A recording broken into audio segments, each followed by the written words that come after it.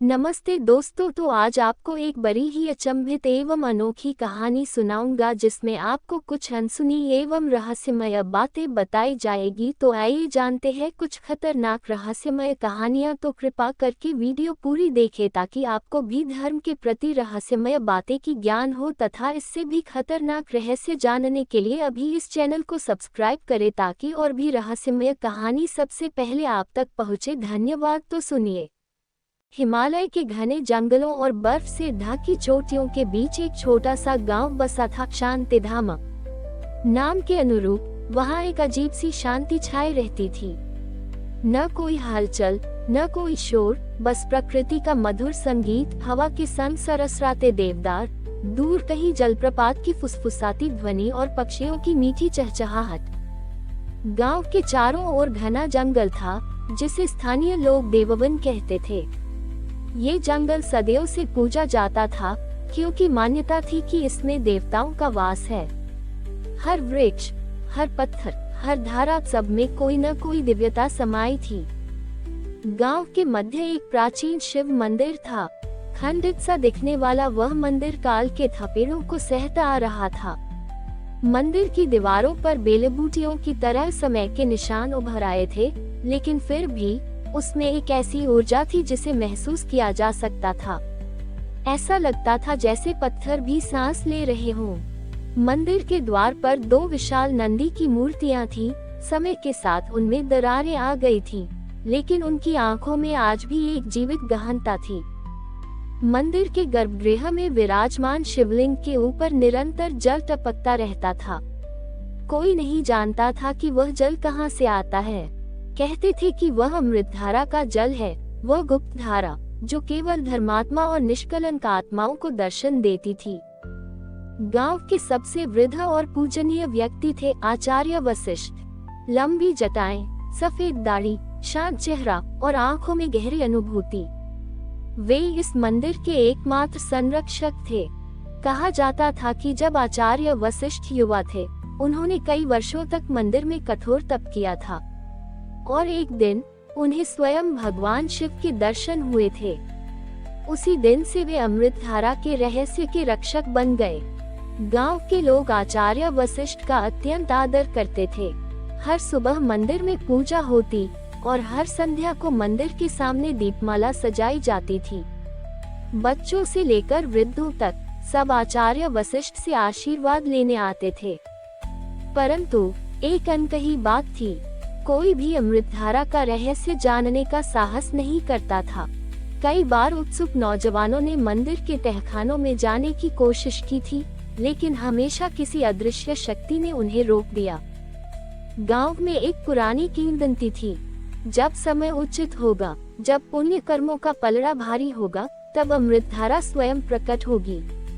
कोई उसे पा नहीं सकता, वह स्वयं अपने योग्य साधकों को बुलाएगी।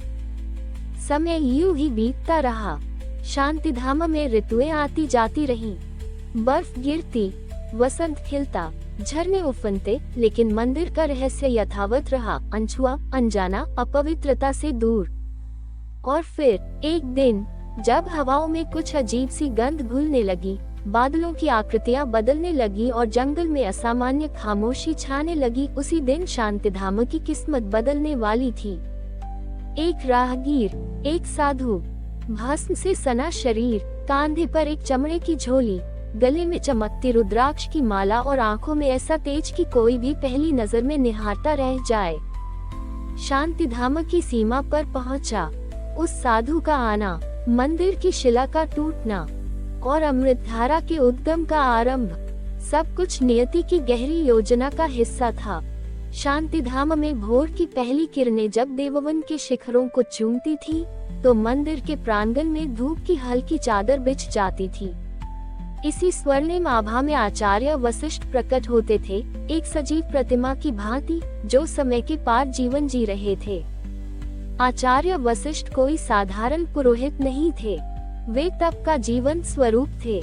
कहा जाता था कि वे अमृतधारा के अंतिम ज्ञाता थे, उस रहस्यमयी जलधारा के जो ब्रह्मांडीय ऊर्जा से जन्मी थी और जिसे केवल सच्चे साधक ही पा सकते थे।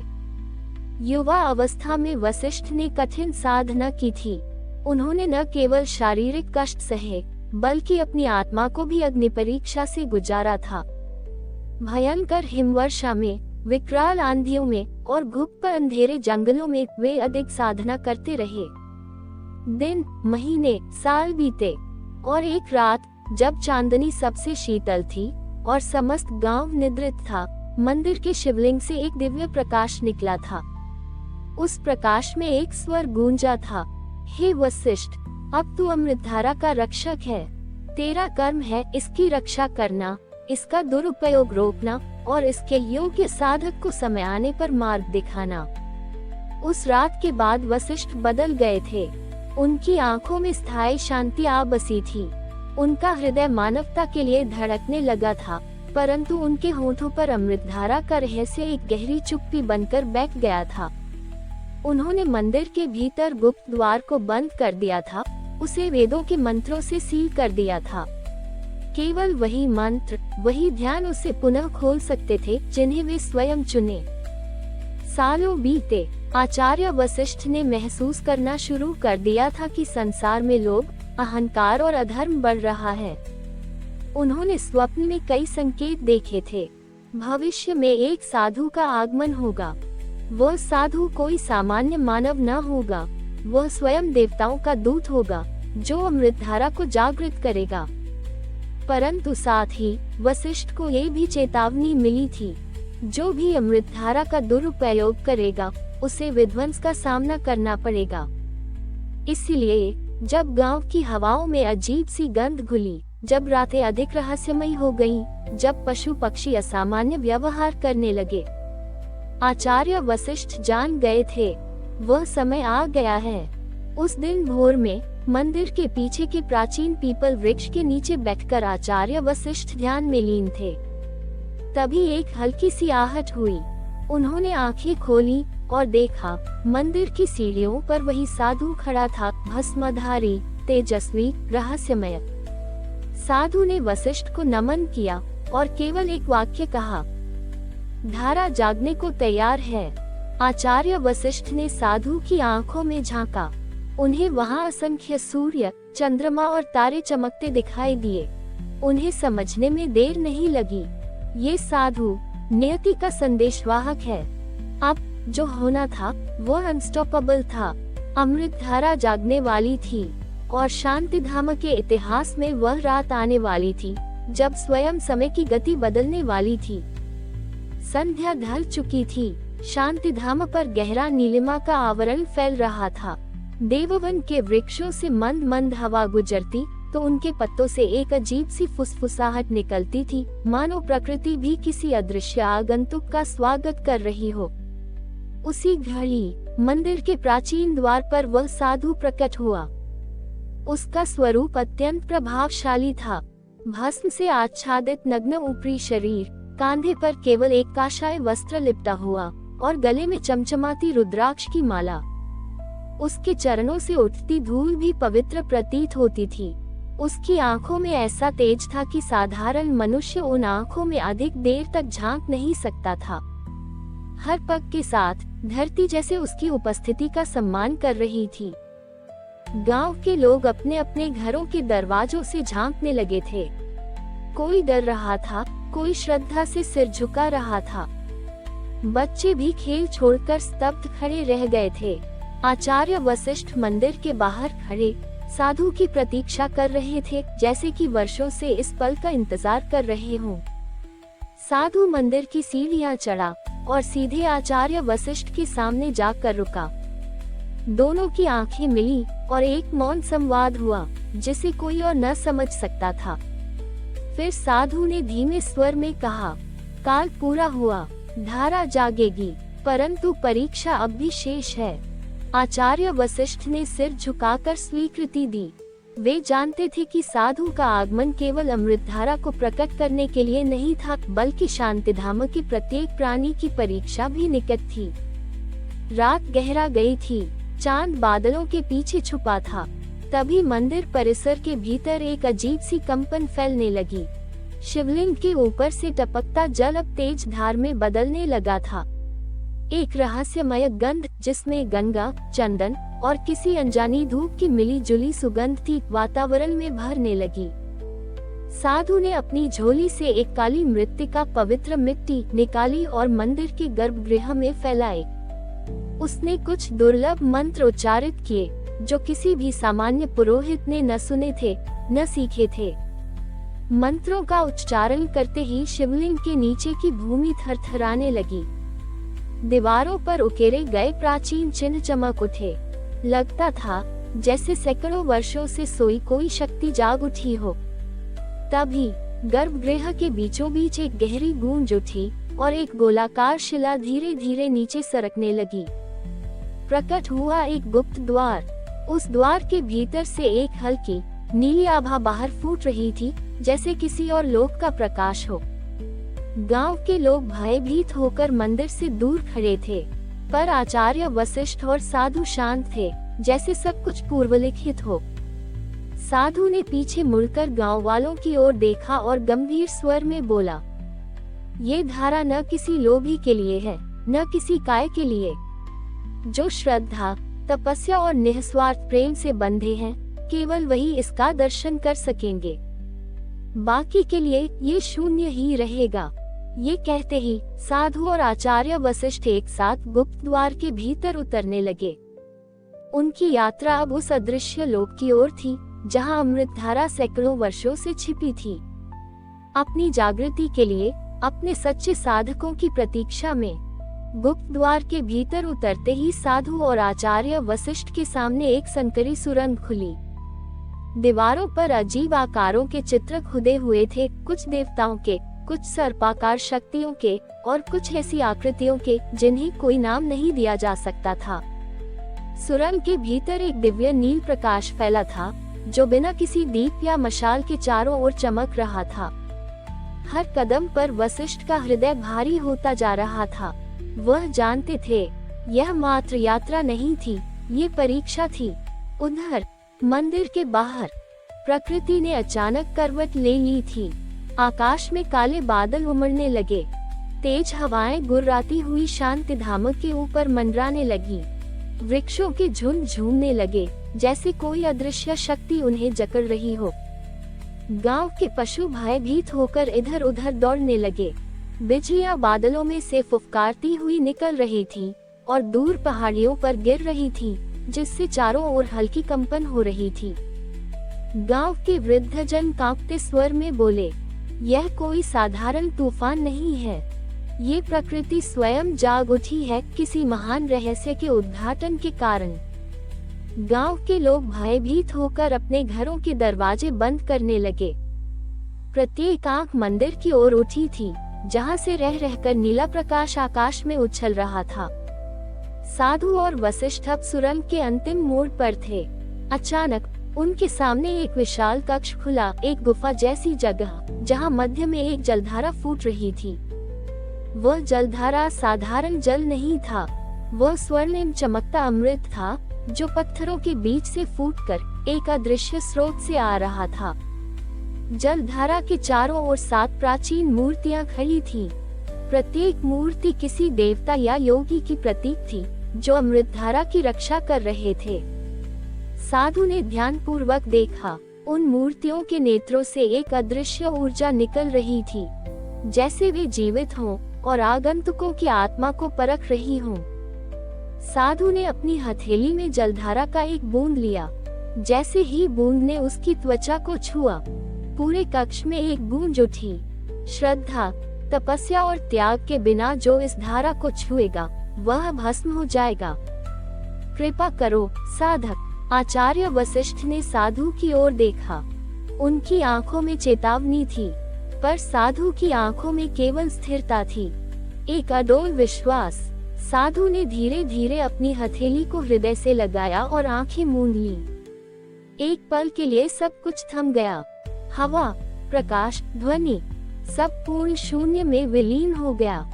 उसी क्षण मंदिर के बाहर तूफान ने भीषण रूप ले लिया। बिजलियों ने आसमान को चीर डाला। देववन के वृक्ष एक के बाद एक गिरने लगे। शांतिधाम की धरती कांपने लगी। गांव वालों ने प्रार्थनाएं शुरू कर दी, पर किसी को नहीं पता था कि किस शक्ति से रक्षा मांगी जाए। गुफा के भीतर साधु ने अचानक आंखें खोली। उसकी देह से तेजस्वी प्रकाश फूट पड़ा, इतना तेज कि स्वयं गुफा के पत्थर भी सुनहरे हो उठे। अमृत धारा अब विकराल धारा बन चुकी थी। जल की धाराएं ऊपर उठने लगी, जैसे वे साधु का आलिंगन करना चाहती हों।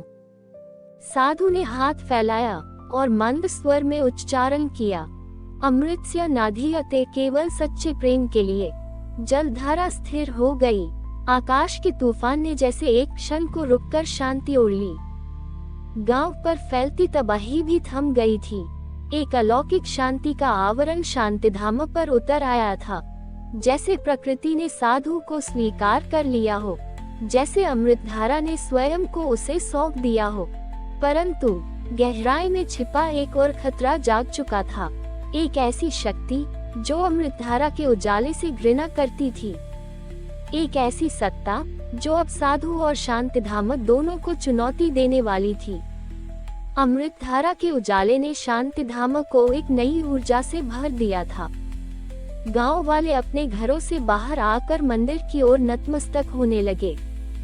हवा में अब न भय था, न कंपन, बस एक गहन दिव्य शांति थी। परंतु उस शांत आकाश के नीचे पृथ्वी की गहराइयों में एक और कथा जन्म ले रही थी।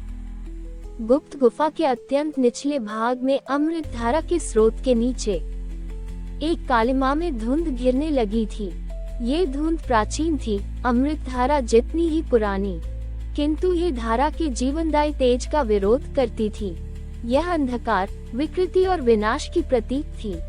इस धुंध से निकली परछाइयां आकारहीन, स्वरहीन परंतु जीवित, वे कसमसा रही थीं, जैसे सदियों की कैद के बाद उन्हें मुक्त होने का अवसर मिला हो।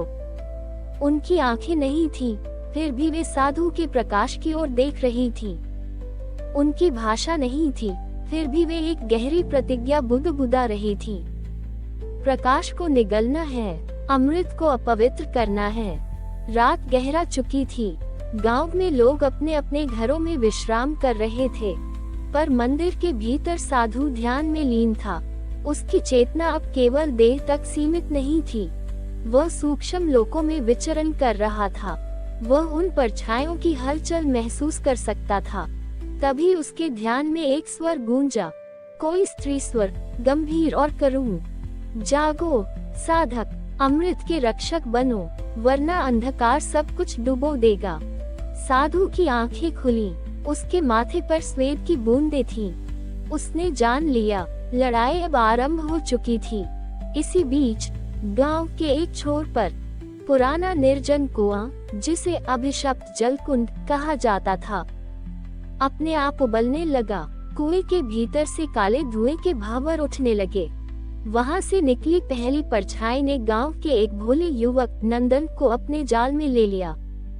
नंदन के नेत्र शून्य हो गए, उसकी देह कांपी और फिर वह एकदम शांत हो गया। पर उसकी आत्मा अब उसकी नहीं रही थी। वह अब अंधकार का पहला दूत बन चुका था। रात के अंधेरे में वह मंदिर की ओर बढ़ने लगा, मुंह निर्विकार पर भीतर एक विनाशकारी इरादे के साथ। गुप्त गुफा में अमृतधारा शांत बह रही थी, पर साधु जानता था कि यह शांति भ्रामक थी। असली युद्ध अब शुरू होने वाला था। ये केवल शक्ति का युद्ध नहीं था, ये श्रद्धा और विकृति, प्रकाश और अंधकार, प्रेम और भय के बीच अंतिम संघर्ष बनने जा रहा था। और इस संघर्ष में केवल हृदय की शुद्धता ही अंतिम हथियार थी। धुंधले संध्या प्रकाश में गांव की गलियां सुनसान थीं। पेड़ों की डालियां धीरे धीरे कलियों की तरह मरुस्थल की ओर बढ़ती थीं, और अमृतधारा के तट पर एकांत साधु ध्यानस्थ हो चुका था। दूर पश्चिम की ओर धूमिल बादल छाने लगे थे, मानो परछाइयां किसी प्राचीन घात की प्रेरणा पर फैल रही हों। मिट्टी की तीखी सौंधी खुशबू, धूप की धीमी कमी तथा मन प्रकाश में गौरी किरणों का मिश्रण वातावरण को आध्यात्मिक परछाई से भर गया था। गांव की वृद्ध साधिका माता अनुसूया चरण स्पर्श करके साधु के समीप मणिमय पीपल वृक्ष के नीचे बैठ गईं। उनके पांवों में बिछी वटपत्रों की पवित्रता उस अनुष्ठान के प्रमाण स्वरूप थी। हवा में फूलों की सुगंध ने चिंता को भी शांति से गले लगाया, मानो समय स्वयं को सुनने को तैयार हो। गहराता अंधेरा बता रहा था कि देर रात तक चलने वाले इस गुप्त अनुष्ठान का एक एक क्षण महत्वपूर्ण था। साधु ने धीरे से आंच जलाकर शिवलिंग आकार की अग्निकुंडी की स्थापना की। कुंड में स्वच्छ जल छलका रहा था और चारों ओर तुलसी, दूर्वा और चंदन से युक्त पवित्र आसन बिछाया गया था। माता अनुसुईया ने अपने हाथों से आयुर्वेदिक जड़ी बूटियों का रस तैयार किया और चावल के दानों को अमृतधारा के निर्मल जल में स्नान कराया। अर्जुन ने तालाब से अमृतधारा का जल संग्रहित किया और उसकी हल्की सी मुस्कान में विश्वास की गूंज थी। पूजा स्थल चारों ओर विस्तीर्ण वनों की पृष्ठभूमि में स्थित था, मानो किसी दिव्य लोक में स्थापित हो। सब कुछ गहन चुप्पी और एकता से तैयार हो रहा था। शरद की ठंडी हवा और तालाब की मंद सरसराहट इस रहस्यमयी वातावरण को काबू में कर रही थी। माता अनुसुईया की आंखें बंद थीं। समय समय पर वह सदैव पुरानी ऋषि मंत्रों को ध्याति में लेते हुए शिव जी की स्तुति कर रही थी।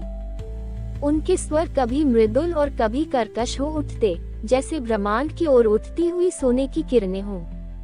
साधु की ओर देखते ही वे मुस्कुराईं और शांत स्वर में कहने लगी, धैर्य रखो, चिर अटूट निश्चय से यह अग्नि प्रज्वलित होगी। अर्जुन, प्रज्वलित करो यह मांगलिक दीप, क्योंकि तेरी दृष्टि में विशेष शक्ति है।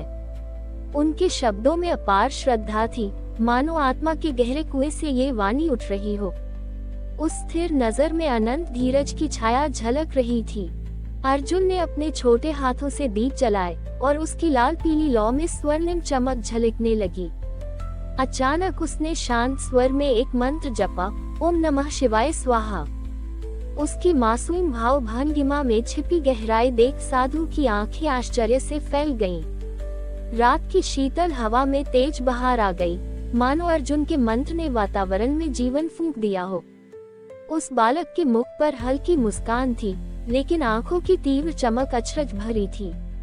अर्जुन का चेहरा चांद की रोशनी में दमक उठा और साधु को लगा कि उस बालक की शक्ति साधारण नहीं है। पूजा स्थल के मध्य में निर्मित अग्निकुंडी के चारों ओर घी, पुष्प, तुलसी के पौधे, बेलपत्र और शंख रखे गए थे। साधु ने क्रमबद्ध तरीके से अपनी दक्षिणमुखी मुद्रा ली और प्रथम उच्च शुद्धि मंत्रों का जाप आरंभ किया। ओम अग्नये नमो यजते सन्निधो यज्ञो दधातु पावकः। उसके मुख से ये प्राचीन मंत्र प्रतिबिंबों के समान फूंकने लगे। माता अनुसुईया ने सिंदूर से अपना माथा सजाया तथा हल्दी तिलक कर हृदय से भक्ति का भाव भरा, फिर पवित्र जल से अपने हस्तों की भी पूजा संपन्न की। अर्जुन ने सत्यनारायण की माला हाथों में लेकर ध्यानपूर्वक देवी के चरणों में समर्पित किया। अंत में साधु ने दृष्टिपात करते हुए अग्निकुंडी में पुरोहित की भांति घी की 3 बूंदें चढ़ाईं। दिव्य अग्नि प्रज्वलित हुई तो चारों ओर स्वर्ण किरणों की लहर दौड़ गई। अग्नि देवता मौन होकर इस अनुष्ठान में समाहित हो गई। अग्नि का नृत्य आसमान की ओर उठने लगा, जैसे प्रार्थना का ताप असंख्य तारों तक पहुंच रहा हो। माता अनुसुईया ने ध्यान भंग करते हुए हाथ जोड़कर कहा, ओम तत्सत्या भवतु। अमृत धारा की धारा निर्मल हो।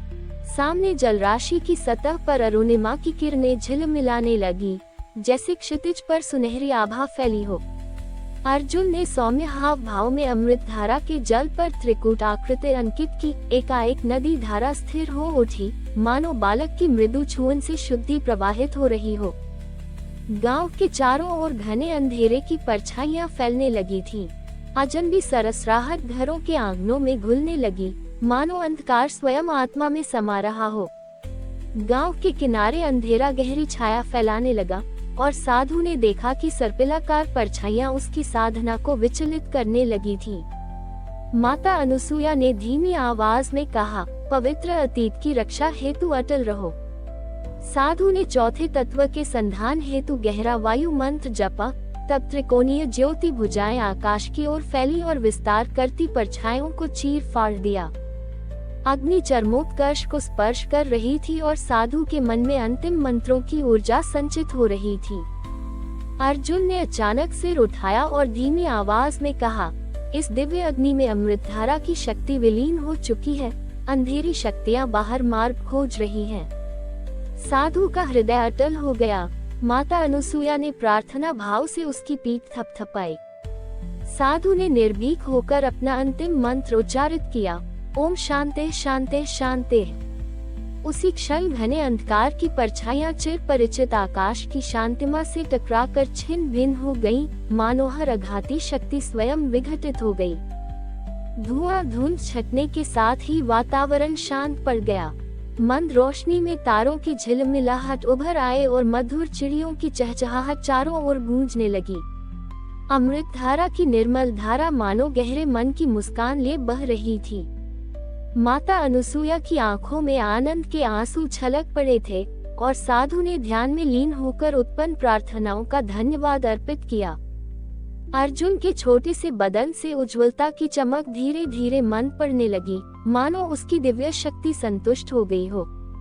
गांव फिर से जीवंत हो उठा, लेकिन अमृत धारा की रक्षा का रहस्य उनकी अटूट जिम्मेदारी बनी रहा। इस प्रकार दिव्य अग्नि अपना फल दे गई और अमृत धारा में उमड़ आए एक नई उम्मीद की लहर। शुद्धि अनुष्ठान की सफलता के बाद गांव में थोड़ी राहत थी।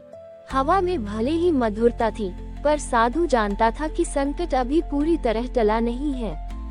अमृत धारा के शांत प्रवाह के नीचे कुछ था, कुछ जो जागने को तैयार था। रात का तीसरा प्रहर था। गगन पर तारे मंद पड़ रहे थे। साधु ध्यानस्थ था और माता अनुसूया ने उसे सावधानी पूर्वक संकेत दिया, धारा के नीचे जो अज्ञात पड़ा है, उसकी छाया आज भी जीवित है। उसे रोके बिना अमृत धारा सुरक्षित नहीं रह सकती। साधु ने उत्तर में सिर झुकाया। उसका मन बार बार अमृत धारा के गहरे जल में डूबती किसी रहस्यमयी ऊर्जा को महसूस कर रहा था। ऐसा लग रहा था मानो सर्पिल शक्तियां गहराइयों से ऊपर आने को छटपटा रही हों। उसी रात साधु को एक रहस्यमय स्वप्न आया। वह स्वयं को अमृत धारा के किनारे खड़ा देखता है, पर जल काला पड़ चुका है। जल की सतह पर विशाल विकराल आकार की छाया तैर रही थी। एक भयानक फुफकार उसके कानों में गूंजती है। कालसर्प जागने वाला है, समय कम है। स्वप्न में साधु ने एक विशाल नाग को देखा, जिसके फन पर समय के चक्र चिन्हित थे। उसके फन के चारों ओर धुएं सी परछाइयां लहराती थी और उसकी आंखों में विकराल काल का प्रतिबिंब था। नींद टूटते ही साधु का शरीर पसीने से भीग चुका था। माता अनुसूया पहले से जाग रही थी, जैसे उन्हें भी उसी क्षण की प्रतीक्षा थी। तूने भी देखा न? माता अनुसूया ने गंभीरता से पूछा। साधु ने चुपचाप सिर हिलाया। उत्तर देने की आवश्यकता नहीं थी। दोनों जान चुके थे कि अब अमृतधारा की रक्षा के लिए अगला चरण आरंभ होना अनिवार्य है। भोर होने से पहले साधु ने अर्जुन को बुलाया। अर्जुन की आंखों में गहरी गंभीरता थी, जो एक छोटे बालक के लिए असामान्य थी। जैसे रातों रात उसमें कोई प्राचीन स्मृति जाग उठी हो। साधु ने उसका हाथ थामा और अनुभव किया। अर्जुन के स्पर्श में अब एक अलग ऊर्जा थी। जल की शुद्ध निर्मल शक्ति उसमें प्रवाहित हो रही थी। अर्जुन, साधु ने धीरे से कहा, तेरे भीतर अमृतधारा का अंश बहता है। तू ही वह माध्यम है जो कालसर्प की शक्ति को रोक सकता है। परंतु इसके लिए तुझे उस जल के गर्भ में उतरना होगा, जहां मृत्यु और जीवन का द्वंद्व छिपा है। अर्जुन ने बिना डरे सिर झुका दिया। उसकी स्वीकृति में एक अलौकिक निश्चय था। संध्या को साधु, माता अनुसूया और अर्जुन अमृतधारा के एक छिपे हुए घाट पर पहुँचे। वहाँ एक वट वृक्ष की जड़ के नीचे जल में एक रहस्यमय द्वार छिपा था। एक पत्थर का वृक्ष जिसके मध्य त्रिशूल और नाग के निशान खुदे थे। ये वही द्वार था जिससे होकर कालसर्प अपनी शक्ति को बाहर लाने वाला था। माता अनुसूया ने एक विशेष मंत्रोच्चार के साथ जल पर कमल के पुष्प चढ़ाए। साधु ने अर्जुन के माथे पर भस्म का तिलक किया और कहा, जैसे ही द्वार खुलेगा, कालसर्प की छाया तुम्हें भ्रमित करने का प्रयास करेगी। भयभीत मत होना, बस अपने हृदय की ज्योति को जलाए रखना। साधु ने मंत्र उच्चारित करना शुरू किया। ओम कालसर्पाय नमः, अमृत धाराय शुद्धाय नमः। जल के भीतर से एक गहरी कंपन उठी। द्वार के चिन्ह चमकने लगे। पानी में एक भावर बना जो लगातार गहराता चला गया। अर्जुन ने साधु की अनुमति से भावर में कदम रखा। क्षण भर में वह जल की सतह के भीतर अदृश्य हो गया। साधु और माता अनुसुईया ने आंखें मूंद कर प्रार्थना की। जल के भीतर अर्जुन को एक दूसरी ही दुनिया दिखी। एक प्राचीन गुफा जिसके चारों ओर जलतरंगों की मध्यम गूंज थी। दीवारों पर नागों की आकृतियां उकेरी हुई थी और गुफा के केंद्र में एक विशाल सर्पिल आकार में कालसर्प कुंडली मारे सो रहा था। उसके चारों ओर समय के चक्र घूम रहे थे। अतीत, वर्तमान और भविष्य के दृश्य एक के बाद एक प्रकट और विलीन हो रहे थे। जैसे ही अर्जुन ने आगे बढ़ने की कोशिश की, कालसर्प ने हल्की फुफकार भरी पूरा लोक कांप उठा। कालसर्प की गूंजती हुई वाणी अर्जुन के भीतर प्रतिध्वनित हुई। कौन है जो मेरे समय चक्र को छेड़ने आया है? अर्जुन के मन में भय की लहर उठी। उसके चारों ओर काल का अंधेरा घिरने लगा। यादें, भ्रम, दर्द सब उसे जकड़ने लगे। पर तभी उसे साधु की दी हुई शिक्षा याद आई, अपने हृदय की ज्योति को जलाए रखना। उसने अपनी आंखें बंद की और अपने भीतर की एक सौम्य, सुनहरी ज्योति को महसूस किया। वह अमृतधारा की शक्ति थी। उस ज्योति के प्रकाश में अंधकार पीछे हटने लगा। अर्जुन ने हाथ जोड़कर कालसर्प से कहा, मैं जीवन का रक्षक हूँ, विनाश का नहीं। मुझे शक्ति नहीं चाहिए, केवल शांति चाहिए। कालसर्प की आंखों में पहली बार एक चमक आई। उसकी भयंकर फुफकार मध्यम पड़ने लगी। उसके चारों ओर का अंधेरा धीमे धीमे सुनहरे प्रकाश में बदलने लगा। गांव के बाहर अमृतधारा के तट पर साधु और माता अनुसुईया ने देखा, जल की धारा उज्जवल हो गई थी। गगन में छाए अंधेरे बादल छटने लगे। साधु ने गहरी सांस ली। उसने महसूस किया, अर्जुन ने जीत ली है वह अदृश्य लड़ाई। जल का भावर बंद हुआ। अर्जुन अब पूरी तरह शांत, अमृतधारा की सतह पर उभर आया। उसके चेहरे पर दिव्यता की आभा थी। माता अनुसुईया ने कांपते हाथों से उसका माथा छुआ और धीरे से कहा, तू अब केवल अर्जुन नहीं है, तू अमृतधारा का संरक्षक बन गया है। परंतु साधु जानता था, ये तो बस पहला द्वार था।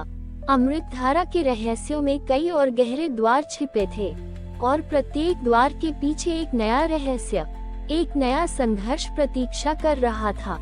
पर अभी इस क्षण गांव, अमृतधारा और अर्जुन सब शांत थे। अंधकार पीछे हट गया था, परंतु भविष्य की आहट हवाओं में गूंज रही थी। अमृतधारा के तट पर सूरज उगा। उसके सुनहरे किरणों ने जल में अपूर्व ज्योति बिखेर दी थी। नदी का प्रवाह पहले से भी अधिक निर्मल और प्रकाशमान था। गांव के लोग, जो पहले भयभीत और पीड़ित थे, अब उत्साहित होकर तट पर एकत्र हो रहे थे।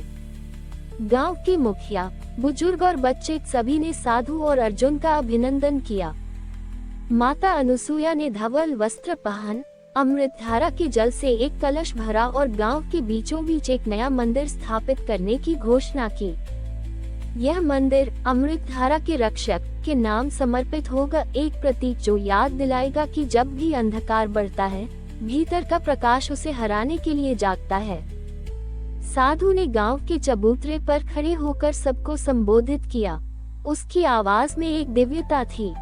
याद रखना, सच्चा अमृत बाहर नहीं, अपने भीतर है। जब मन निर्मल होता है, जब कर्म निस्वार्थ होते हैं, तब हर व्यक्ति अमृतधारा बन जाता है।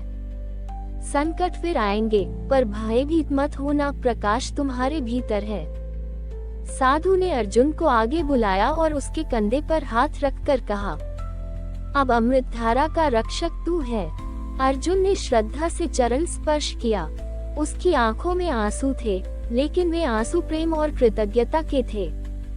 रात को जब गांव उत्सव में डूबा था, साधु चुपचाप अमृतधारा के तट पर पहुंचा।